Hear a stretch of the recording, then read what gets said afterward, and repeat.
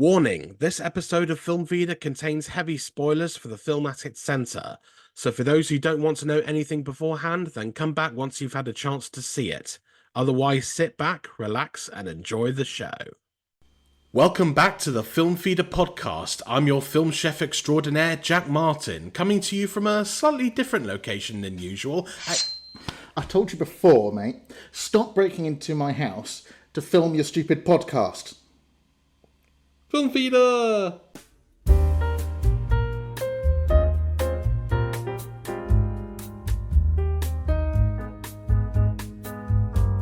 So, I've just avoided near death, and it turns out the only thing that's keeping me alive right now is offering my very best friend Matt here free tickets to see Deadpool and Wolverine. That's what this episode is going to be all about. We're going to be talking about Marvel's latest blockbuster. We're going to be talking about all the things that happen in it, with all the themes that are going on, and just why this film is a celebration of a lot of Marvel stuff. And we're both Marvel fans, wouldn't you say so, Matt? Yeah, I'd say so. Very excited. Grew up with the original Hugh Jackman X-Men, Tobey Maguire Spider-Man films. For those listening, Jack's wearing Deadpool red, I'm wearing Wolverine yellow. Very much looking forward to seeing this film. Yeah, we're colour coding today specifically. So this is not my first showing. It is Matt's first showing. I've seen this movie a couple of times, so I have a bit more of an idea of what to expect.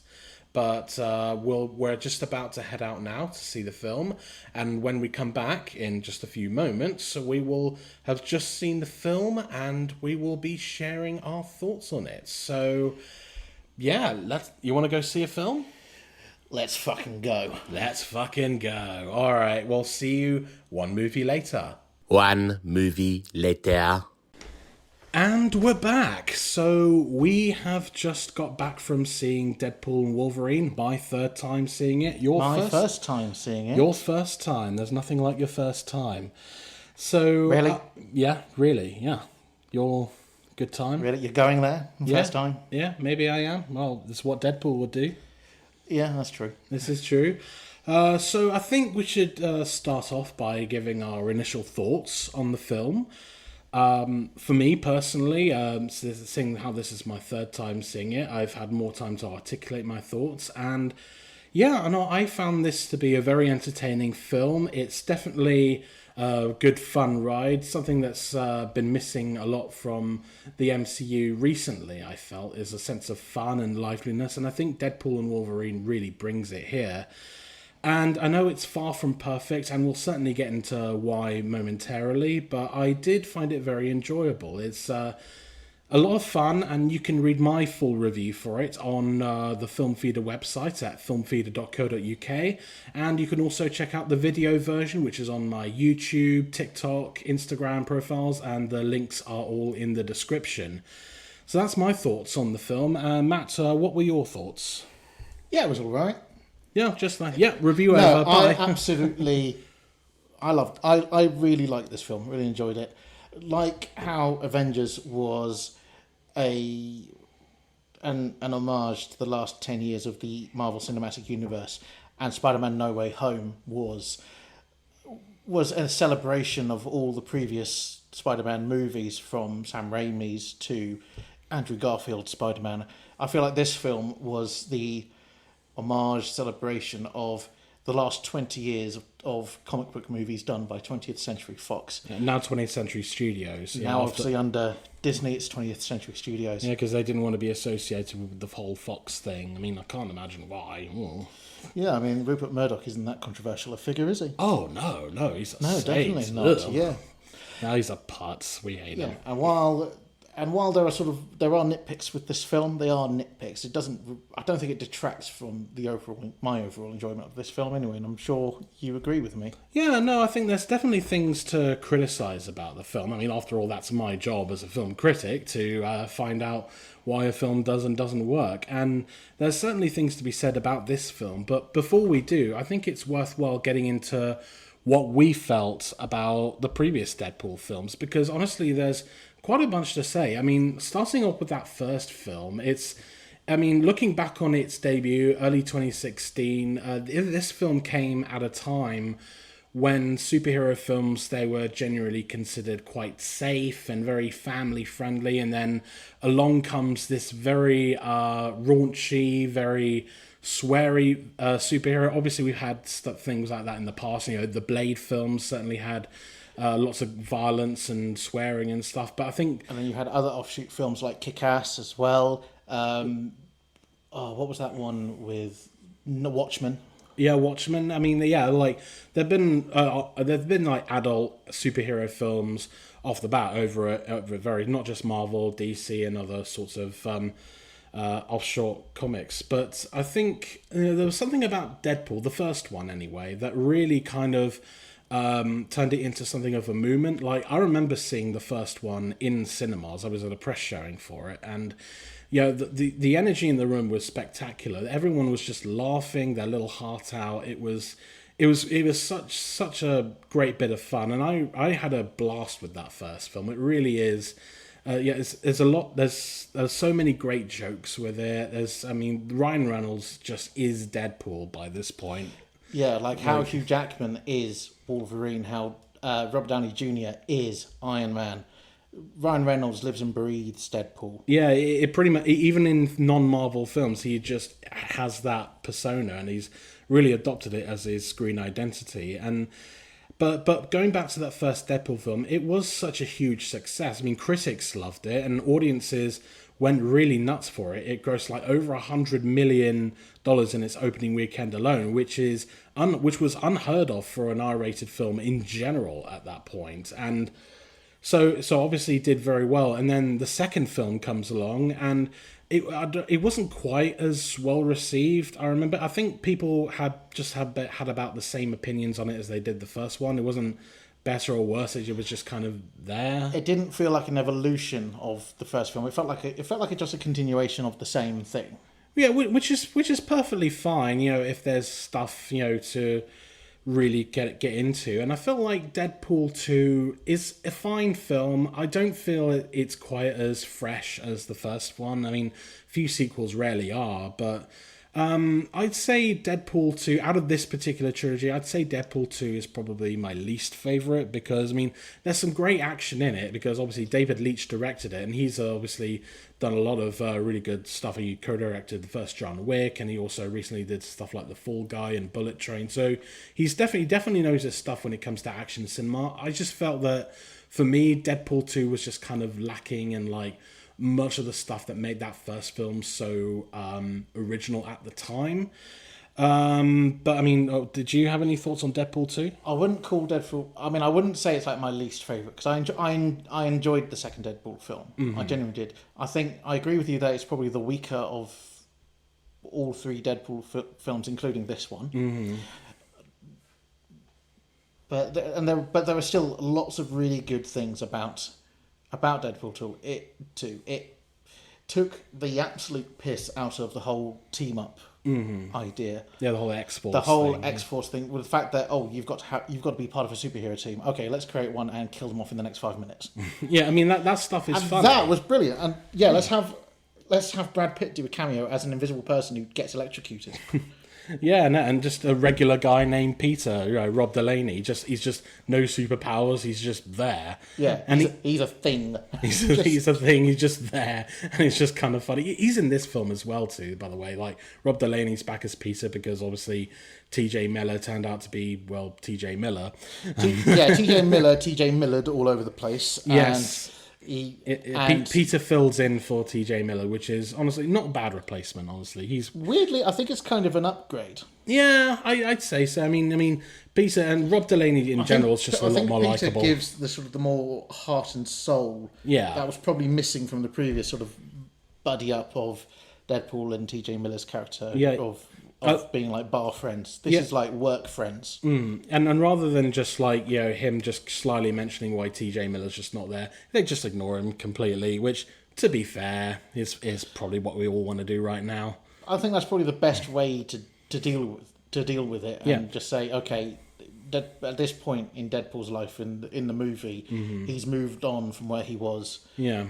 6 years ago now. Jesus, 6 years. 6 since years the last since Deadpool 2, film. Yeah. And honestly, that's saying something when even Deadpool doesn't mention T.J. Miller's absence. You know something's fucked up right there. Yes, definitely. Because there was probably so many opportunities that they could have made jokes, but I think it was probably best that they didn't. Because from the sounds of it, they think. I mean, what T.J. Miller. Stuff that T.J. Miller's done, we won't discuss. Cause because it's... I don't think either of us know the whole history and story behind everything that he's done. But it's bad enough so that he's not in this movie. Yeah, I think it's probably best that you play with the cards that are dealt to you. Mm-hmm. And the cards that you've got are very, very strong. Yeah, and the cards that Deadpool and Wolverine has, honestly, are quite strong. I mean, there are a lot of strengths to this film, I feel like. Unlike the other Deadpool films, because they are have fairly low stakes. I mean, they're not about saving the world or anything. They're more much more personal missions. Like in the first one, he's setting out to get his girlfriend back and maybe fix his face and all that. And then in the second one, he's protecting a kid from Cable's wrath. And then in this one, there are much bigger stakes. He's technically saving his universe. But so I think before we go any further into this, we should probably just make clear we are going to be talking spoilers. Yes. In this podcast, it's going to be spoiler heavy. Yeah, unfortunately, if you have not seen Deadpool and Wolverine by then what the hell are you doing? Go and watch it. I know, right? The movie's been out for a couple of years. It's been all over the internet, so I'm not sure why you're watching this one. I mean, there was even a spoiler warning right at the beginning of this review. You should have seen that coming. Yes. But go and see it. Go and see it. And you're back. Okay. We'll just give you a couple of minutes just to watch the film. And you're back in the room. Yeah, okay. Right. Yeah, pretty good, right? But going back to what we were saying about the other films having fairly low stakes, and in this one they're certainly raised. He is saving his universe from basically being mercy killed by Mr. Paradox, who's Matthew McFadden.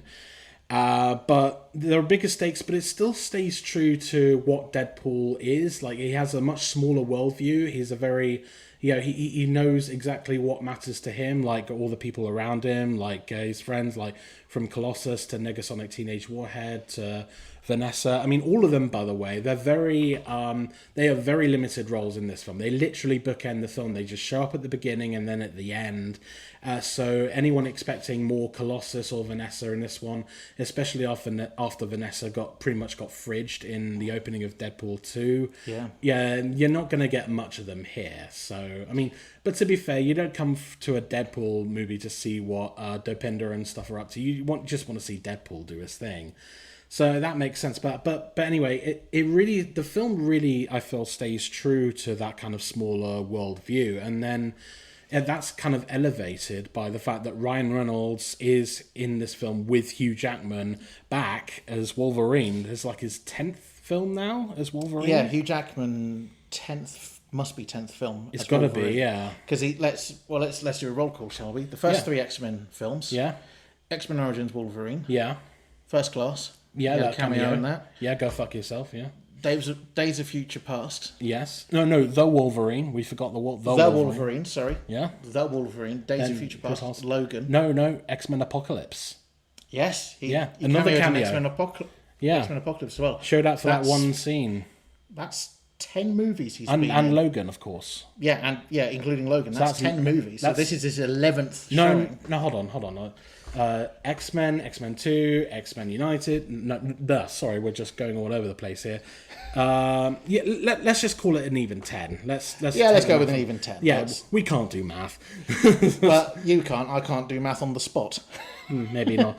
Either, but we have Ryan Reynolds and Hugh Jackman as Wolverine in this together, and they are fantastic together. I mean, you see all the videos of them just out of character, just as themselves. They're kind of ribbing each other in the true sort of BFF bromance ribbing, kind of, yeah. Trolling kind of thing. Not quite sort of Jimmy Kimmel and Matt Damon level of sort of trolling each other. There's definitely a sense of playful rivalry between them, yes. And that is very much played up in Deadpool and Wolverine, because obviously these are two very different characters right off the bat. Like, obviously you have Deadpool being like his maniacal self, and then you have this Wolverine in particular who hails from a universe where, you know, he pretty much left his fellow X-Men to just be killed, hunted down. Yes, that's a huge departure from like all the Wolverines we've seen before, who would always stand up for their friends. This is one who was more interested in getting a drink at the bar than wearing that classic costume, trying to save his friends and wearing the costume. But I love the fact that is the reason, that it's his atonement and penance for leaving his friends behind, is why he wears the classic costume. And Hugh Jackman is so good in this. Like, he is like, there's a scene in this film. You've probably seen it because it's all over the internet now. It's just him just absolutely tearing into Deadpool just from just with his words. Like, and it's like the parts of it I feel like it kind of came from like leftovers from his performance in Prisoners, which I don't know if you've seen that film. I've not seen that film. Well, you've seen if you know that scene in this film, it's very similar wavelength. That he's just absolutely ferocious in Prisoners, and it's kind of scary, honestly. Hugh Jackman is fantastic in Prisoners, and he's really good in this one as well. He really kind of balances out the whole comedic stuff that Ryan Reynolds is doing, and it really works. I feel like it's just perfect balance. I think one of the biggest strengths is that you've got Ryan Reynolds, funny man. Hugh Jackman is absolutely the straight man in their sort of like two-man routine. This is a textbook buddy comedy. Oh yeah, it's Midnight Run. It's Midnight Run in spandex.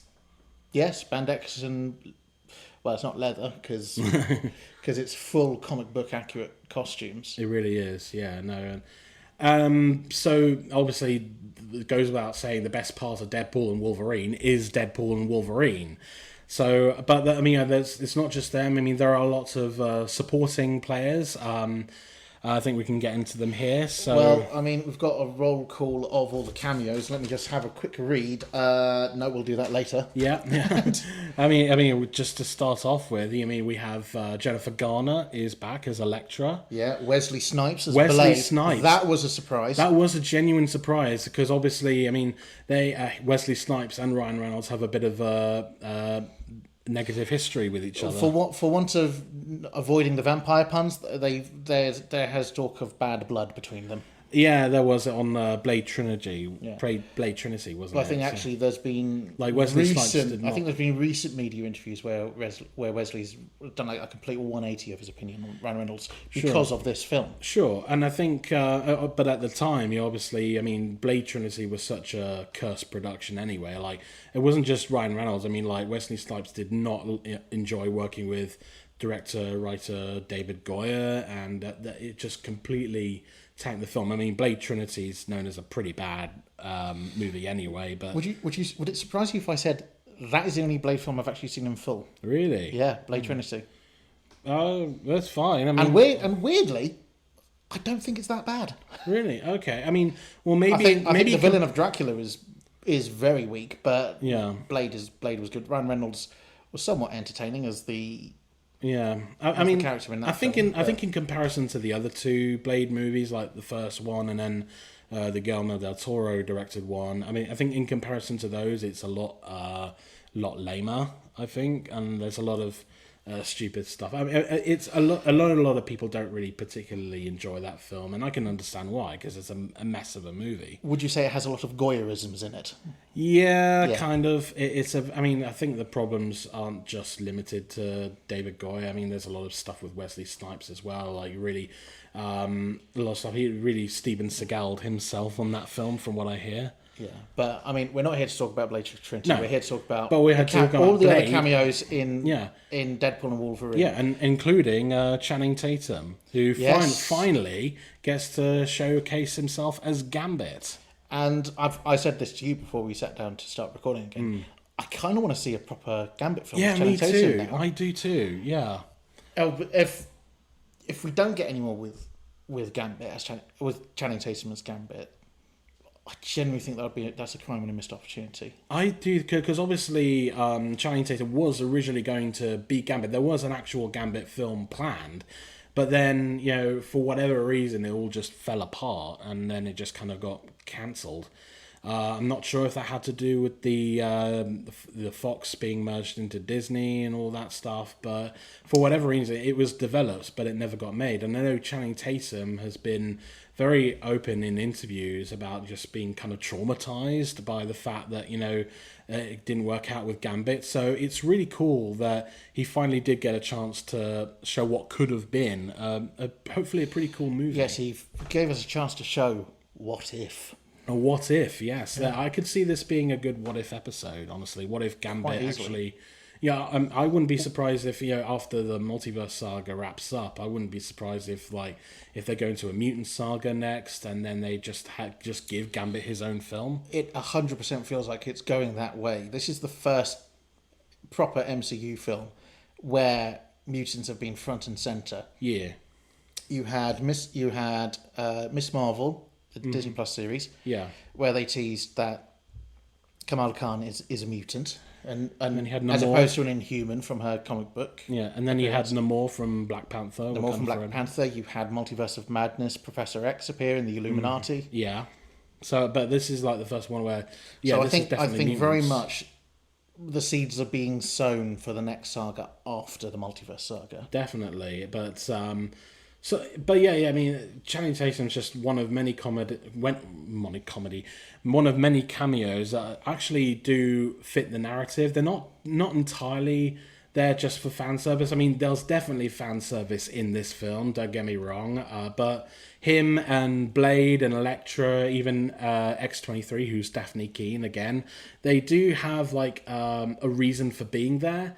It's not just like they just show up for 5 minutes and then that's it. They actually have a purpose. It's not just a hello, I'm here to die. That's not the role they play. Yeah, it's similar to how Tobey Maguire and Andrew Garfield were in No Way Home. They just showed up at the last act and they genuinely had reasons to be there. Yeah, as opposed to John Krasinski in Multiverse of Madness, where he plays a Reed Richards that I would have loved to have seen more of him playing it, but obviously, with the announcement of Pedro Pascal as Reed Richards, that's the direction that they're going. Yeah, I think John Krasinski was there in Multiverse of Madness just because it was a popular fan cast. I mean, hell, before they finalised the casting, I kind of wanted to see John Krasinski as Reed Richards, honestly. Yeah. And at least we got like 2 minutes of him before Scarlet Witch just tore into him. Speaking of Fantastic Four, let's talk about the other cameo. Oh, yes. How could we forget a certain... Chris Evans is back. Yes, our Captain America comes onto stage. Deadpool looks really excited to finally meet an MCU hero, and he shouts "Flame on" and throws everyone out for a loop. I mean, I'll be honest. When Chris Evans just first revealed himself, I did kind of see where that was going. I was thinking in the back of my head as well. It's like, oh, he's probably going to be Human Torch, isn't he? And he was, and that was a nice little reveal there. Honestly, I mean, I have memories of watching like the 2005, 2007 Fantastic Four movies. I mean, they're not. I wouldn't say they're great, but they're fun. The first one, especially. I'd call them comfort food. Yeah, they're comforting, like the Tim Story ones. Yeah, not the Josh Trank one, which is not. Yeah, I've not seen Fan Four Stick at all. You're not missing anything. Fair enough. I'd say there are cameos that work in this film, and it does maintain the same level of humor and violence and sweariness of the other Deadpool movies. Like all that talk beforehand about this film being just as irreverent and gory and stuff, they were true. There's a lot of gore in this film. There's characters swearing up a storm. I think there's like over 100 uses of the word fuck in the whole thing, which is more than... Oh, at least. I think I lost count of how many times. More than the past two films combined, honestly. Yeah. So they're really making up for lost time when it comes to the R rating. Full use of the R rating. Yeah. And we can't... I mean, speaking of gratuitous violence, we have to talk about the opening sequence. Yeah. There's with a lot of... All these Deadpool movies kind of have very memorable opening scenes. Like the first film had that really those funny like poking fun at opening credits. It was the first Deadpool film was like the freeze frame during the highway shootout. Yeah, that with those funny credits like starring a British villain and Yeah. a CGI character. It was like music by some knob or something like that. Yeah. And then the second one, it was just this kind of It's like a Canadian homage to a James Bond opening. yeah, credits. exactly. Yeah, just complete with Celine Dion. Yeah, full on. And in this one, it's just full on carnage set to NSYNC's Bye Bye Bye. Yes. And I'm certain people will have seen that on social media. Or at least clips of it. I think within 24 hours of Deadpool coming out, that was on the internet. Yeah, I wouldn't be surprised if that song actually got a resurgence in the charts because of this film. Kind of like how Murder on the Dance Floor kind of did when After Saltburn came out. Yeah. Like, or what was the other one? I can't remember. There was another instance. Oh yeah, Stranger Things. That Kate Bush song. Yeah. Running up that hill. Running up that hill, indeed. But who knows? Maybe the same thing will happen to NSYNC. You never know. Or even Madonna for Like a Prayer. Yeah.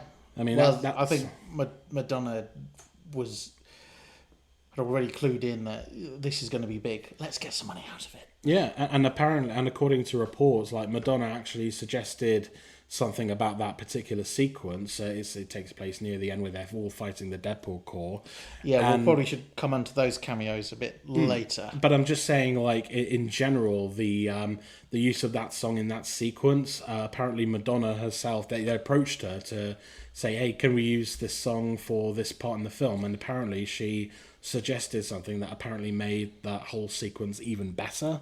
According to like interviews and stuff. So yeah, I think the way it's written is that, oh, can we use your song? So, you could use it like this, and if true, fantastic, well played, Madonna, because that song did not feel out of place at all during that entire fight sequence and the bit at the very end. Well, Madonna has directed films before. I mean, quality of them aside, she does at least know her stuff when it comes to like pacing and suspense and all that. So, yeah, that was good. And so the soundtrack is really good. I felt the effects in this movie were pretty good. I mean, there's been a lot of talk about like some Marvel films and the visual effects in there being pretty bad some of the time, and there's like visual effects artists don't have a lot of time to like go back and fully render them, but though I felt that the ones in here actually did kind of work. Yeah, if you read the comments from sort of online CGI snobs is what I'm going to use for them. Mm-hmm. Like the keyboard warriors who go, oh, the effects don't look realistic enough. You're watching a comic book movie. Yeah, it's not. They don't have to look 100% realistic. They have to look fun. Yeah, and for the most part, the effects in Marvel movies look fun, and they certainly do here. And certainly having your opening credit sequence with your director and your actors stenciled into the adamantium skeleton of a dead Hugh Jackman. That's funny. That's fun. That's creative. Fun. Yeah, just how James Mangold would have wanted it. Yes, I love the fact that all of the press leading up to this film and the producing of this film, we are going to 100% respect the ending of Logan. Opening scene, they exhume a dead body and use him as a beat stick against loads of TVA agents. Which, to be fair, that is kind of what Deadpool would do. Let's be honest. That is totally a Deadpool move. Yeah, absolutely. In a Deadpool movie. Yeah, no, so...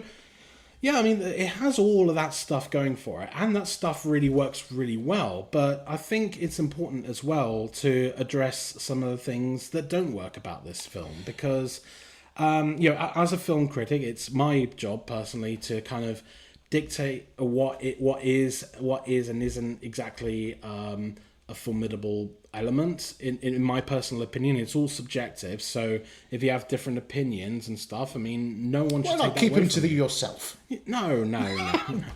I'm joking. I know. Well, if you have opinions that differ to ours, I mean, that's fantastic, and I'm really glad that you have your own individuality. You're not beholden to any particular opinions. So all these opinions that we say in this episode are entirely our own. So with that in mind, we do have to address some of the weaknesses. And for me, the big weakness of this film, honestly, it's its pacing.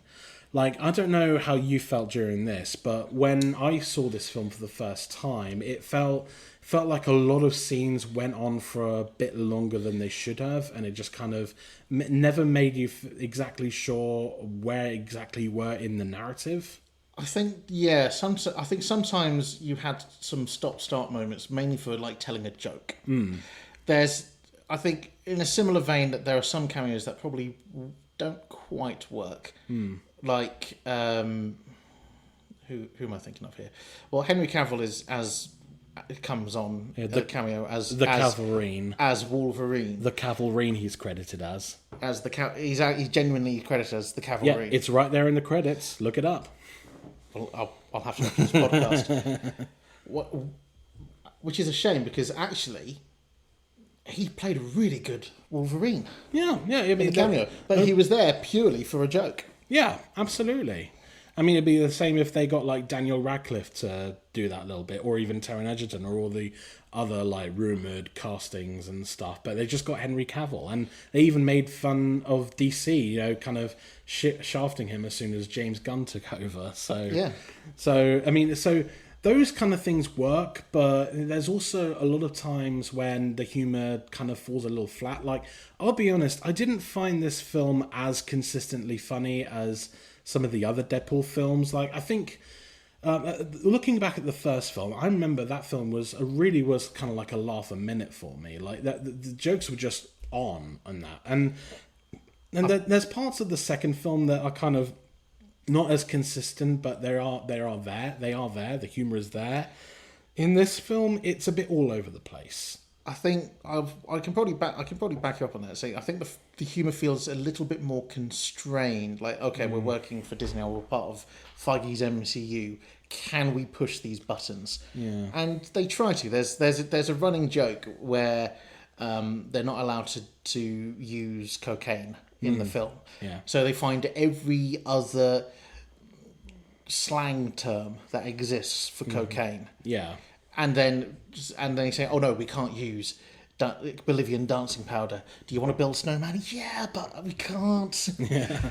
I mean, some of the stuff. Some gags like that work because it's Yeah. quite funny. But there's other gags, like I think the one that you hate the most. I wouldn't say I hate it. Well, the It one was you just dislike the most Yeah. is the nice pool gag. Yeah, because Ryan Reynolds shows up as another variant of Deadpool. He's just no mask all the time. It's just Ryan Reynolds in this very like samurai kind of armor, and the joke is that he's nice. He is, for lack of a better phrase, Canadian. Yes, which nothing against Canadians. Trust me, I'm heading out there myself next month, but. Yes.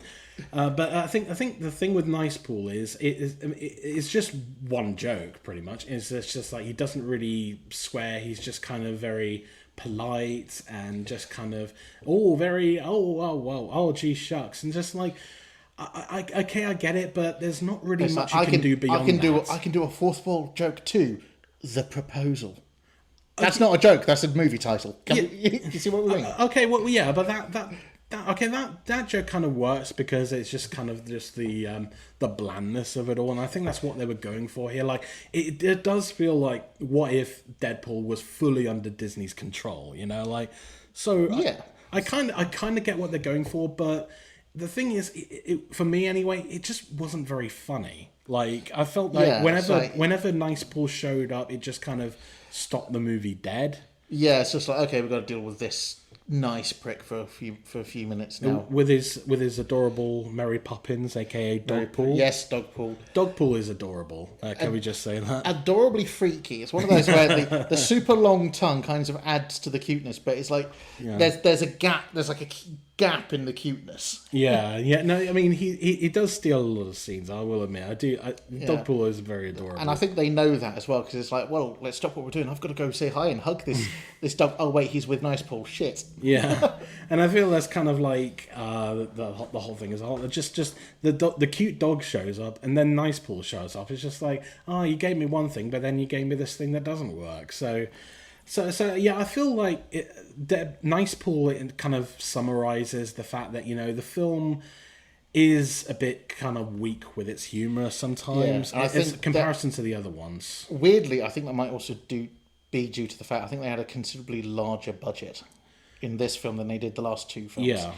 Deadpool didn't have that big a budget. No. So they could play around with the humour, like going, oh, there's only 2 people. It's as if the studios couldn't afford the rest of the X-Men for this. Yeah, and then Deadpool 2 is just like, okay, we're in the mansion, but you don't have like the car set, and they're all in the background closing a door because they don't want to be part of this conversation. And more stuff like that would have been really funny. Yeah. It's surprisingly there's not a many And what you get is cameos from actual other like mutant characters from that Fox universe. Yeah, and yeah, okay, fair enough. It's sort of there's a tribute to, this is like a great tribute to everything right with the Foxmen. Let's call them the Foxmen. Yeah, the Foxmen. Yeah, I mean, it does pay tribute to that. There's even during the end credits, there's a nice little montage of like behind the scenes stuff for all the 20th Century Fox films, and that stuff is kind of cool. So it's nice that they pay tribute to that. But I mean, to be honest, it's probably for the best that there aren't that many more cameos from the Foxmen, because like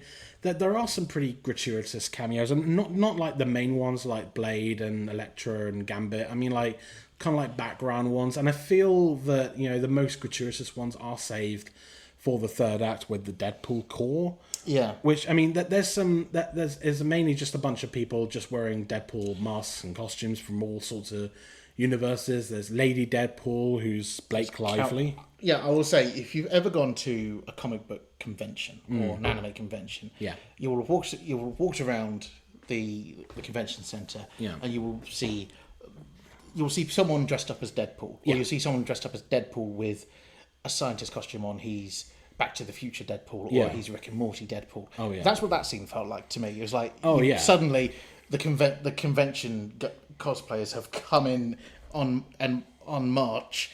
Yeah. To wreck your shit. Oh, right, you're the real deal. Okay, we're gonna just stand there and panic while you like brutally murder us.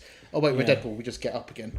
Yeah, no, that's actually kind of a good way of putting it. It did feel like just one big Comic-Con meetup at the end. I mean, there are cameos that didn't necessarily need to be cameos because they're all like in masks and stuff. Like, I mean, we mentioned Blake Lively as Lady Deadpool, and she has a few lines, but nothing to where like it's immediately obvious it's her, which it doesn't have to be. But even still, similarly, who played the cowboy Deadpool? It was Matthew McConaughey. It was Matthew McConaughey. It was Matthew I wasn't McConaughey. entirely sure until you just confirmed that to me. Yeah, and that sounds like Matthew McConaughey. Yeah, but he's not gone like, all right. Let's because he's cowboy Deadpool, and then I think the floating skull one. I think that's Nathan Fillion.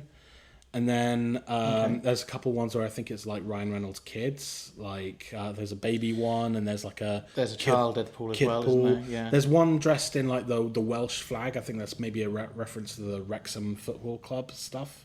There's no maybe about it. That's definitely Wrexham linked. Yeah.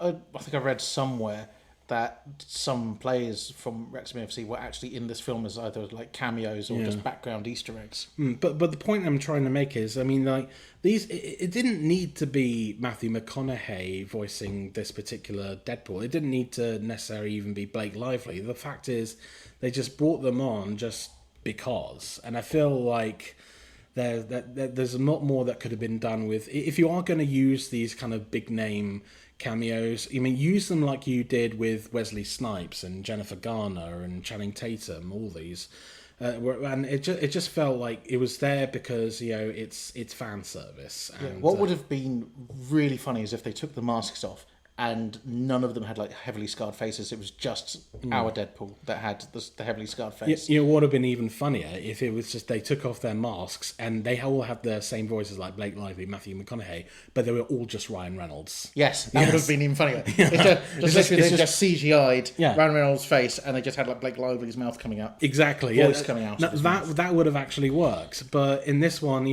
that they just kind of turn up, and it's just. It's not really there for any kind of like real substance. It's just there because wouldn't it be cool if there's just a bunch of Deadpools who happen to be other famous people? So that's what I meant by like gratuitous cameos and stuff. But I think like the whole film tends to pivot more towards that kind of fan service rather than just traditional storytelling like some of the better Marvel films tend to do. And I feel like it's on the edge of just being pure fan service the whole way through. Yeah, it's like in terms of like actual story beats, when you compare it to the first Deadpool film, what was the story of the first Deadpool film? He gets kidnapped by the guy named Francis. He gets turned into the sort of the heavily deformed face. So he goes on the hunt for Francis to sort of fix his body. The second one, his sort of partner and girlfriend dies, so he has to find new purpose in life, and he finds it through protecting this kid from Cable. This film, what is the story? It's very... his world is about to end because the slime ball from the TVA, Mr. Paradox, Matthew McFadden, tells it. He's pretty fun.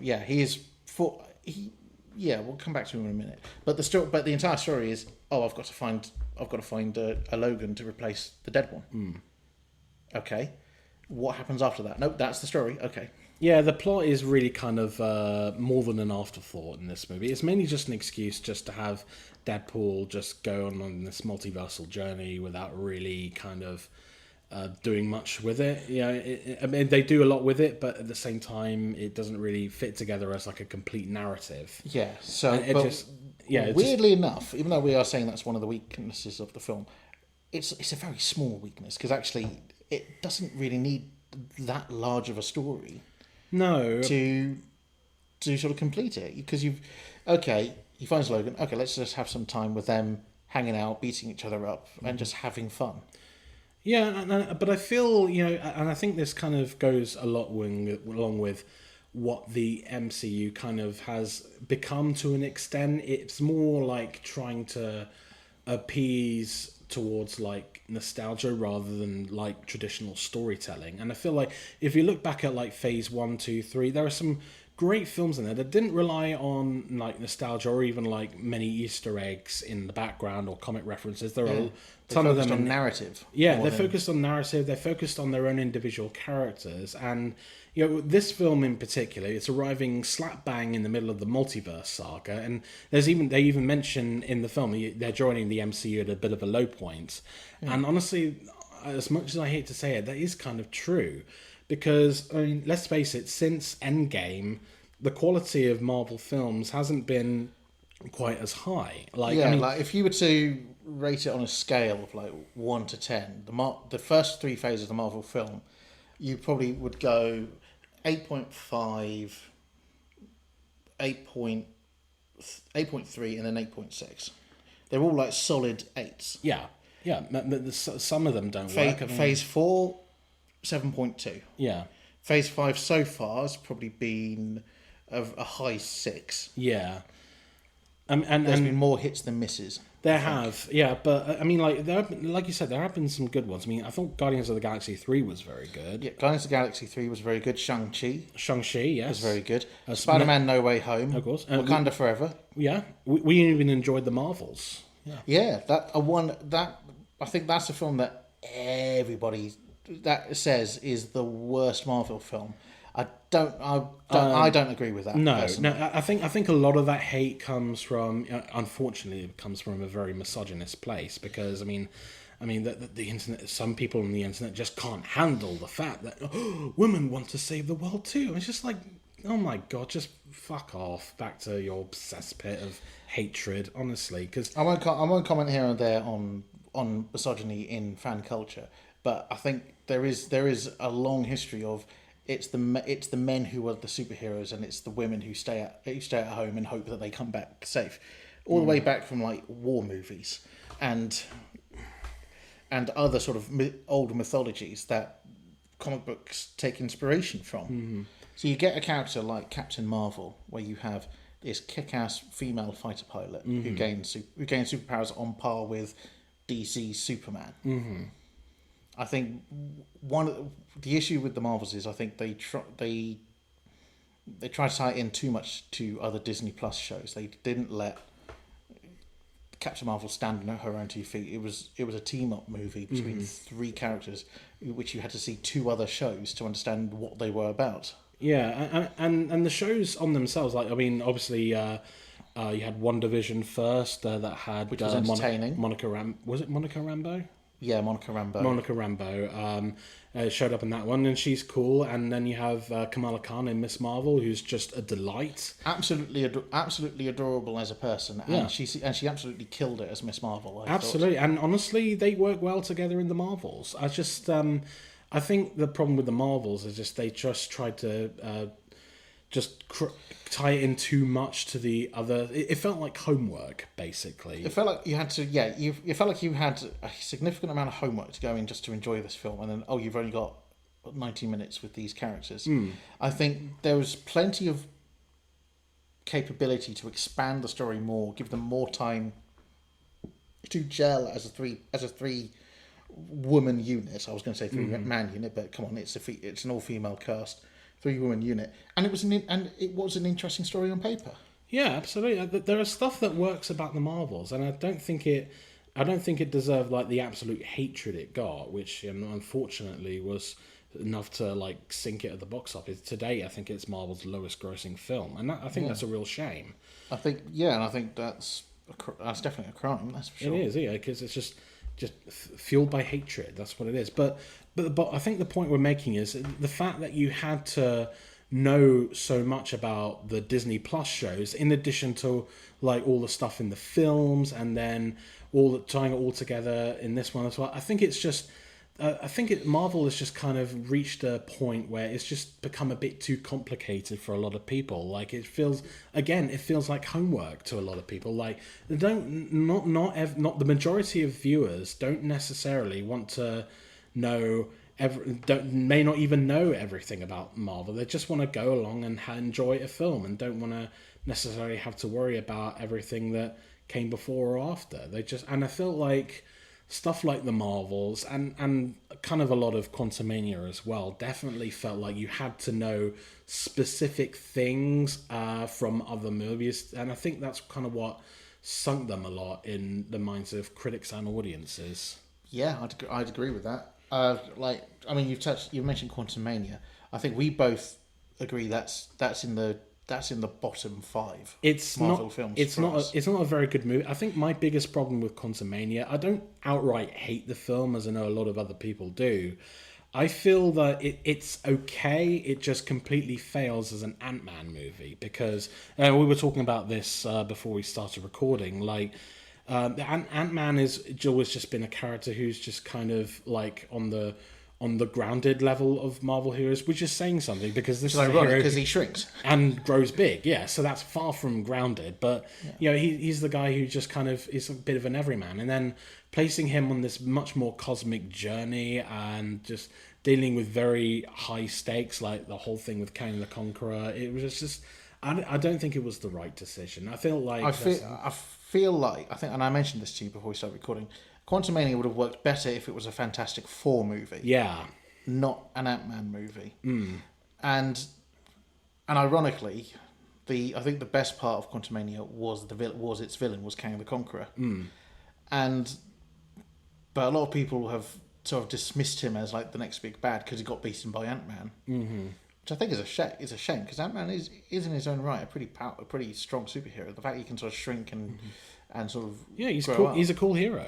He's a cool hero, and I think it would have probably done better in people's minds if Ant-Man didn't have as clean a win as he appeared to have done in Quantumania. Yeah, if there were actual consequences to that film, like maybe he didn't defeat Kang, maybe he just kind of subdued him for a little bit, or even if he got trapped in the quantum realm or something. Yeah. But it just kind of like it was too neat an ending for that film. I mean, they set up like the Council of Kangs in the mid-credit scene. Yeah, that's gonna go far places, isn't it? Oh yeah, absolutely. It's just that was kind of a shame, really. Yeah. All the drama around Jonathan Majors. I mean, we're not here to comment on whether he did what he did. Was it right that he got convicted for domestic abuse and I think the evidence pretty much says you did that shit. But. The evidence is the evidence, but we're not here to fully weigh in on that. Ultimately, he got fired. They've since decided not to recast Kang and then bring in a brand new character. Which is surprising, because I mean, if there's one person who could be so easily recast, it is Kang the Conqueror. Yeah. I mean, like it's the same guy, same actor, like with different faces and stuff, but I mean, you could still get away with it. Hand it away by saying, they were all just one type of variant. There was actually a second Council of Kangs played by this new actor who covered the same role. And they all just happen to look like, off the top of my head, Colman Domingo. Who, honestly, if they did recast Kang, Colman Domingo would have rocked it because he's a very charismatic actor, and I think he would have nailed that role. But it wasn't meant to be. And, so, what brand new character have they brought back for the next Avengers film as the next big bad? Well, it's a bit of a double-edged sword in the minds of many because, I mean, we're recording this shortly after the big Comic-Con announcement that it's all going to be Doctor Doom from now on. Like, Doctor Doom is going to be the next big bad for the Avengers. And on the plus side, this isn't like the Doctor Doom that we've seen in the Fantastic Four movies of old. No, this is like supposed to be the actual proper representation of. Yeah, he's not just an easily defeatable Fantastic Four villain. No, this is like the Doctor Doom that has become renowned for one of the greatest comic book villains of all time. Yeah. But, the fact that they announced that Robert Downey Jr.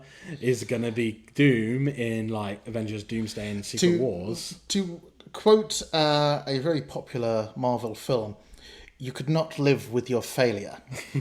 Where did that bring you? Back to me.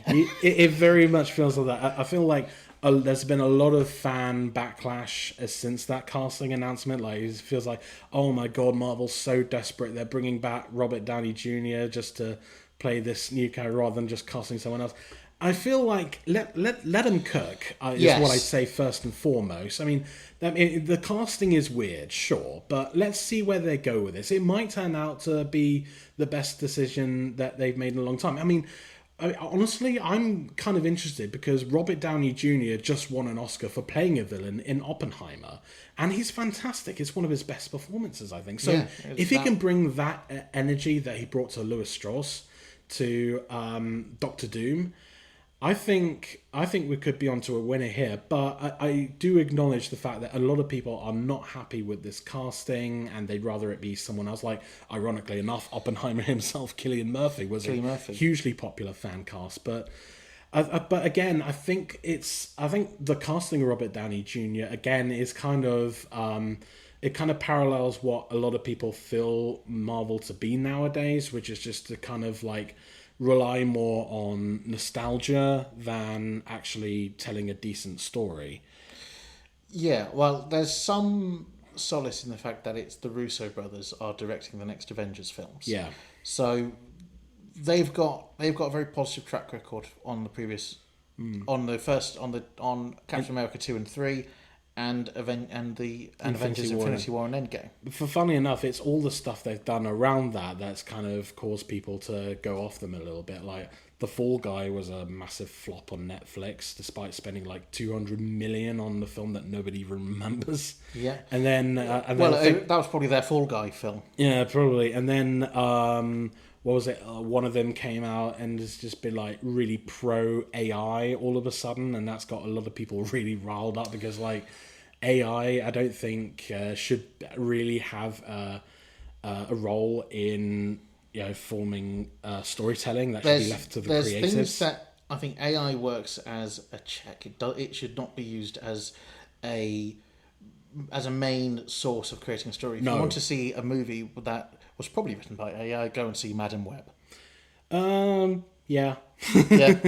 We'll say no more on that. Yeah, less said about that the better. But I think it's interesting. I've noticed that a lot of this kind of like disdain towards Marvel in the years since Endgame, I feel a lot of that comes down to when Martin Scorsese made that comment, that Marvel films are just like theme park attractions and they're not like quote unquote what cinema should be. And I feel like a lot of people kind of took that as like the boy telling the emperor he has no clothes, and so it just kind of like snapped them out of a spell in a sense. And it's just like, oh wait, this is actually kind of trash. And it's just like, I disagree on that. I think like, look, any Marvel film, even the best ones, they're never going to be as grand and grand in quality as stuff that Martin Scorsese has made. But at the same time, to declare them not cinema and more like just theme park rides. I think it's kind of detrimental. Yeah, it does a huge disservice to what the Marvel films are. The Marvel films are essentially they are summer blockbusters. They are movies to get everyone into the cinema. Yeah, and to be honest, without Marvel movies, I think the cinemas would be a dead business by now. Yeah, we would have been 100% streaming on Netflix. Exactly. So I mean, there's some. I think a lot of it honestly just comes down to snobbery. Like, like Marvel isn't necessarily like high art. It's not. It's not like a massive new Alejandro Jodorowsky film, or like films by Denis Villeneuve or Francis Ford Coppola, or Quentin Tarantino. I mean, I will say, to be fair, there isn't really a lot of room, it seems, for like auteur filmmaking in the Marvel universe, because it's all driven by a predetermined plot by like Kevin Feige and all the creatives there. So there's not really any room, I feel, for like main auteurs to come in and just drop their vision. And I think we saw a little bit of that with Chloe Zhao when she made Eternals. Like I think it was made just before or after Nomadland. Yeah, and I think it came out after Nomadland. It did, won the yeah. Oscar, and they were like, right, we should get her in to do Well, a film like The Eternals, which is supposed to be this great mythic story. Well, I think Eternals was filmed before Nomadland. I think it was originally Eternals was originally supposed to come out in 2020, but then 2020 happened. So yes, that's true. So Nomadland kind of came first and went on to win the Oscar and everything. But I think, but obviously Chloe Zhao is a hugely respected filmmaker in her own right. I mean, she'd done a bunch of other films before Nomadland that were very well received, obviously established a vision.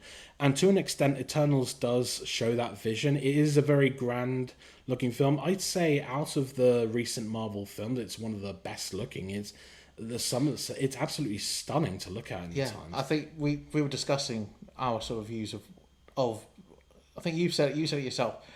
Marvel don't really create a boring film. Like Martin Scorsese said, it might not be the great, or it might not be the great artistic feats that an auteur created. Yeah, but they're fun. There are very few boring Marvel films. Yeah, I'd say, like, I mean, it's the same with any Star Wars film or James Bond film or any franchise film in particular. I'd say the worst thing that any of them can be is boring. Yeah. And I find very few Marvel films to be boring. I find very few Star Wars films to be boring. Hell, I'll even go on record in saying Rise of Skywalker is not the worst Star Wars film out there. Because what would you rate as the worst Star Wars film? Personally, I'd say Attack of the Clones. Because no, I'd give you that. I mean, for a lot of reasons. Anyway, we don't want to get into that here. That's Star Wars. This is Marvel. But point is, I find as long as I'm having fun with it, as long as I'm entertained, as long as there's something really kind of gripping me, even in the worst ones, then like I can at the very least give it like a okay review. Whereas, you know, if I'm not really entertained by it, if I feel like there's more stuff about it that doesn't work rather than does, then I think we've got more of a problem. And honestly, I feel Quantumania definitely falls into that category. I feel For the Dark World falls into that category for me, and to an extent only because I felt like the character work wasn't very strong. I felt Eternals was as well. Yeah, I never saw Eternals in cinema. I saw it at home. Watching it at home, I thought it was pretty good. Pretty good film. I respect what they were trying to do with it. But I think it's one of those that it looks stunning, but it looks too stunning. It's the background. It becomes a point where the background is the character, and the actual characters are like the window dressing. Yeah, it's saying something when the scenery is more interesting than the characters. Yeah. And there were some interesting characters in Eternals. It was just the fact that the backgrounds were too spectacular. Yeah, but I mean, like, that kind of criticism kind of extends to Deadpool and Wolverine as well. I mean, there are critics currently who are labeling the fact that it is such a huge success right now at the box office. Like, as of recording this, I think it's just become like the biggest R-rated film in America. It's just surpassed Passion of the Christ, which I think was the previous one. And they're calling that success, the fact that audiences are going to see this film, they're calling it depressing. Because in their minds, it's nothing more than just pure nostalgia bait, fan servicey kind of thing. That's not what, in their eyes, filmic storytelling should be. And I feel like, to an extent, I kind of see where they're coming from. I would never call something like Deadpool's success depressing because, for starters, it's a comedy. Yes, You're never going to be depressed watching a comedy unless this is very true. I think by depressing, I think like it's like just too cynical. Like, yeah, honestly, I feel like that kind of labeling is kind of like it's kind of audience bashing in a sense. Like, I mean, how dare you go out and see a film that you're interested in going to see? How dare you enjoy something made for the masses? I mean, like, is there a rule that you're saying that you can't enjoy certain films, but you have to enjoy certain others? Like, no, absolutely not. I feel like everyone is completely entitled to like whatever the hell they like. Yeah, and I think the biggest thing a lot of these critics are forgetting is that the original Deadpool film was very much made because the fans wanted it. Yeah. Because the original executives at 20th Century Fox weren't going to put the money in to make the first Deadpool film. No. And then you had the test footage that leaked online, and within 24 hours of the positive reaction to that test footage, the movie got greenlit. Yeah, and the rest is history. So you could argue this has always been a movie series that has been made for the fans. Yeah. Always has been. And that kind of phrase gets thrown around a lot, especially when, a movie doesn't turn out to be particularly well received by critics. The filmmakers go on, so it's like, oh, we just made it for the fans, I mean, they're the ones that really matter. But at the same time, I feel that's kind of like a bit of something soft to land on in terms of like, oh, we didn't make an especially great film, but it's the fans that you shouldn't hand wave it away saying, oh, we didn't put in that much effort, because it's made for the fans, so they already know this character, and Deadpool certainly has put in the effort. Yeah, maximum effort, if you will. Yes, that is his entire catchphrase, maximum effort. Hell, it's Ryan Reynolds' production company name. Yeah, and because his name has become synonymous with Deadpool. It's his brand now. Absolutely, and so I think bottom line is I don't think it should really matter what critics say about certain things. I mean, obviously everyone seems to be enjoying this film. I mean, it's already proving a huge success. I mean, it's made like $500 million already at the worldwide box office, and that number's just going to probably keep going up after this podcast episode gets released. Oh, easily. Yeah. And audience scores are pretty good. I think it's like a on Cinema Score, which often you don't really consider that much, because I've heard someone say that Cinema Score is like the Electoral College of film review websites. So, oh my god, okay. But I think the one I pay attention to isn't so much, if you go on a website like Rotten Tomatoes, it's not so much the critic score, it's the audience score. Yeah, but sometimes that can be manipulated as well. Like when look at the score for Captain Marvel, for instance. That got review bombed like crazy. Yeah, that audience score was much lower than it should have been. Yeah, misogynist gonna misogynist. Yeah, misogynist gonna misogynist. Woman hater gonna woman hate. But Deadpool Wolverine, the critic score is high 70s, low 80s at the moment. I personally think that's too low. Yeah, I'd put it in the high 80s. I can see why some critics aren't too into this movie. I can get that, but I mean, just speaking for us, it's obviously clear that we both enjoyed this film. I mean, we'd certainly go see it again. Hell, this was my third time seeing it today with you. Yeah, and I genuinely would probably take a group of my friends and go see this film again. Yeah, it's just a fun film. I think it's that sentiment alone should show that it's a film worth going to see. Absolutely. I think that, you just want something to just go along, just have a good time, not have to think too much about it. I mean, there are films like that where it's perfectly fine to enjoy the mindlessness of it all, but it's just when that mindlessness becomes too, I don't know, how would you say it, too prominent, I guess? Yeah, where the mindlessness of a movie actually takes away from the enjoyment of the film. Yeah, now I'd say that it's a very fun film to check out. I mean, if you're certainly nostalgic for past Marvel films, particularly the ones under the 20th Century Fox band, And even some other ones as well. Obviously, the Blade was New Line Cinema, and I think other Marvel films like made beyond. Hell, I wouldn't be surprised if in future movies we saw like cameos from that unreleased Fantastic Four movie. You know, the one that was like produced by Roger Corman. May he rest in peace. Yeah. Yeah, the one that was never released. That would be a surprise. Yeah, the one that was never released is still, as of now, the best one. I mean, I'm a bit biased because I think the Fantastic Four are some of my personal favourite Marvel heroes, and I'm very excited to see what they come up with in this new film. Because Fantastic Four, First they're calling Steps. it First Steps, aren't they? Yeah. So it's just going to be Pedro Pascal, Vanessa Kirby, Joseph Quinn, and I can't remember the other guy. The guy from The Bear. He's going to be the Thing. Yeah, so that would be good. Ibon Moss. I don't know. Forgive me if I'm butchering that name, by the way. And I'm sure there's a way to say it, so don't kill me. No, But anyway, I'm really looking forward to seeing what they come up with. I've seen like the test footage they showed at Comic-Con, and it honestly looks quite dazzling. If the finished film looks something like that, I think then we'll have a good win on that.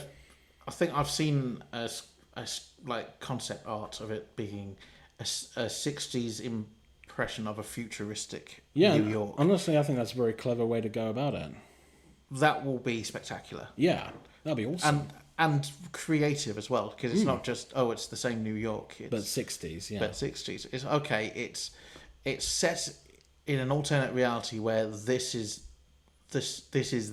where things split in the 60s, and that's our current future, where we have hover cars and teleportation and all the wacky science ideas that people thought were going to be a thing. Yeah, no, I think that's a very clever way of coming back, and obviously having someone like Matt Shackman coming on to direct, and obviously what he did with WandaVision, like really replicate these old eras of sitcoms from the 50s, 60s, 70s onwards. Yeah, I think this could be something very special, but that's all speculative. We will find out probably next summer. Yeah, it comes out next year, doesn't it? Yeah, interesting. I think it's at the moment it's due to open the same month as James Gunn's Superman.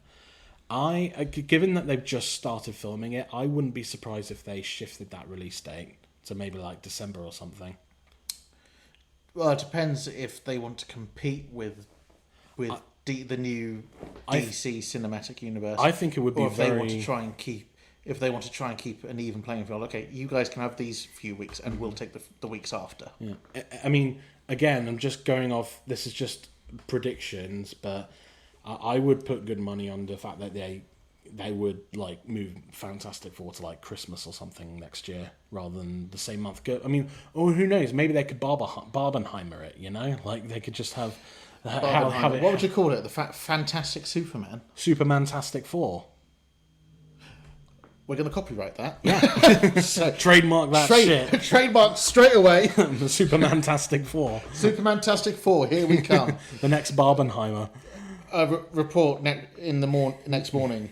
Fantastic Four release delayed to December to avoid Supermantastic 4. Yeah, no, I kind of like. Well, and who knows? They might not do that, which I can see that though. But it's a man can dream, though. A man can dream. Yes, a Supermantastic 4 can dream. A Supermantastic 4 can dream. I think that's a very good place to bring this to a close, wouldn't you say? Yeah, it depends. I can't think of any other comments to add about the movie. I think we've said pretty much everything we need to say about, just this film, what we liked, what we didn't, and the whole MCU status as a whole. I think, well, sorry if it's been a bit more nerdy than usual, then do apologise. But to absolutely no one. To absolutely no one. But obviously, this is something we're both very passionate about. We have a tradition going where every single Marvel movie that comes out, we do make some time at some point to go and see together. Yeah, absolutely. We try and see every Marvel movie, at least the ones we definitely want to go and see. Yeah, and I think this is just because obviously we've been best friends for like almost 20 years. Like 20 years in September. Yeah. So we literally like first day of secondary school, we came across each other and just like want to be friends. Sure. Let's nerd out. And that's it. And then Yeah, it's been like that ever since. So, I mean, and one of the reasons I wanted you to be on this podcast with me, because obviously Deadpool and Wolverine, in a sense, they're kind of like BFFs in a sort of twisted way. Yeah. And obviously I thought it'd be kind of fun to bring my own BFF into the mix just to kind of see how that kind of dynamic differs or is the same or something. So in that sense, hopefully you had a good time. Yeah, I had a great time. Thanks for paying for the tickets. Well, it was my pleasure. I'm flat broke now, so thanks to this man. But you know what? It's worth it to stay alive. From after all, this is not the first time I've broken into your place to record a podcast. So thanks for reminding me. Yeah, no, I really escaped death on that one. So thanks for sparing me. Well, he's staring daggers at me now, so I think we're going to wrap this up now. Thank you guys very much for listening to this nice little extended podcast. Now, Matt, you're not on any socials or anything, so there's nothing for you to really plug. No. Watch Jack's podcast. Yeah, watch me or listen to me. I'm on, obviously, hopefully you're listening on Apple or Spotify or one of the big podcast platforms, or even on YouTube right now. Maybe you're watching me right now, so hello if you are. But this has been really cool. Looking forward to doing more podcast episodes soon. I kind of enjoy this kind of format where it's just us talking in front of each other. I feel it's a bit more natural, like it's not as awkward where it's like I'm on the Zoom call and the other person's on the other end. I mean, I enjoy the guests I have a lot, but there's something nice about just doing it in person that I would like to do a lot more of in the future. So absolutely. And obviously hope to have you back as well for another one. Maybe I can break. You're going to break into my house again. I make no promises. I would, either way, it'd be just good to have you back on. And well, let's see what happens. Let's see if I'm up for any more breaking and entering. So, I think that's about it. And don't forget to check out all the links in the description for the Film Feeder website and all the socials and stuff. You'll probably see all that again in a second with the ending title card. But for now, I'm Jack Martin, your film chef extraordinaire. I'm your movie maitre d', Matt. Yeah, and I guess I'll see you next time. Bye. Right, now get out my house. Yeah, that's probably fair. Alright, bye. Hey, you've made it to the end of the episode. Thank you so much for sticking around. Please like and subscribe on whichever platform you may be listening on. Make sure that you're following Film Feeder on all our social media channels, the links and handles to which are all listed in the episode description. And do consider supporting Film Feeder either on our Patreon or Ko-fi pages, the links to which are also in the description, where even the smallest donation, either monthly or as a one-off, will be an enormous contribution towards helping a hard-working creative like myself. Finally, don't forget to visit the Film Feeder website at filmfeeder.co.uk, where I post regular written reviews and weekly movie menus that round up all the latest movies coming to cinemas, streaming and on demand here in the UK. Until next time, I'm Jack Martin, your film chef extraordinaire, whetting your appetite for film each and every month. Bye for now.